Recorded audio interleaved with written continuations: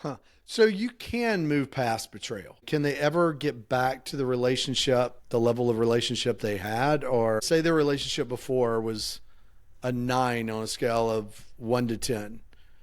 Is their relationship stuck maybe at a six from here on out if they do decide to work together or what? To stay together?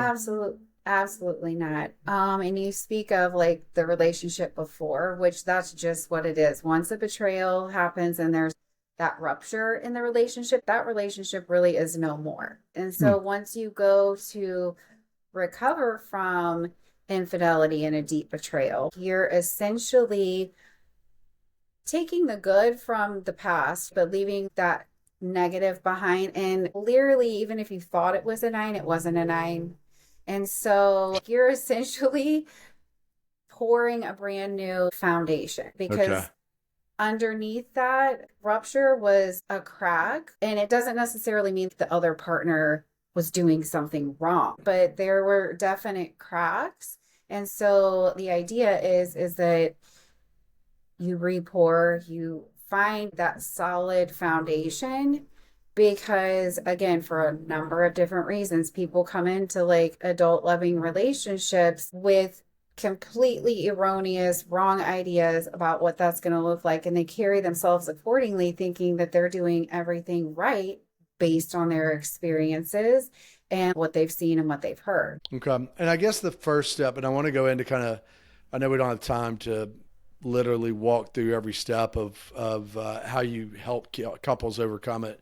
But I guess the first step would be, do you want to stay in the relationship? Like, is it worth trying to work this out? But after that, how do you help couples? I mean, you're correct. If someone shows up in a couple session with me, they've already made the decision. They're both willing to work through this and they're just like, hey, we need the tools and resources to help us get to the other side. Obviously, love still needs to be present and in the room because without those two things, you're going nowhere fast.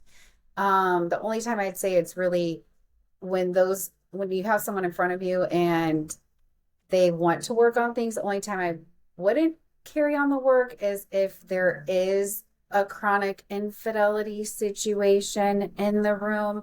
Not to say that you can't address that later, but I do believe in that case, whoever the highly repeated betraying party is, they need to get their own individual help first.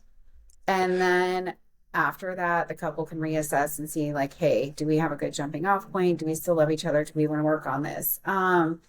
I think the most imperative thing is full transparency and accountability because you've got a partner that's been betrayed who's literally had the rug pulled out from underneath them. So everything that was solid, the ground that they stood on is no more. And so there's a lot of hypervigilance, there's a lot of ruminating, there's a lot of like central nervous system stuff going on with the betrayal. It actually creates a trauma in that Yeah. person, right? Because it's like, this is the person that I loved and trusted with my life. And they're actually the one who did this to me. So it creates a lot of internal turmoil, strife, all of those things. So not only does the couple need to be willing to work through it, but the betraying party also has to be willing to sit with the uncomfortableness of the aftermath of their actions with their partner.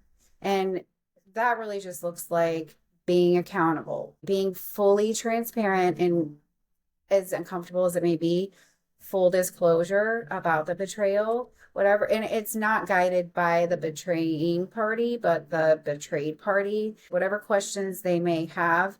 And the only, again, kind of stopping point with that is behind the bedroom door. I Hmm. always tell clients anything outside of that only because there's already trauma inflicted Yeah. on that person and then they're getting a visual which could create unnecessarily more trauma. Like we know the betrayal happened, the details regarding that aren't important, and it's not that they don't matter, but it's more about getting the person who was betrayed the safest emotionally and kind of stabilized, if you will. That's a very destabilizing conversation and just not, it doesn't serve a good purpose in the therapy room.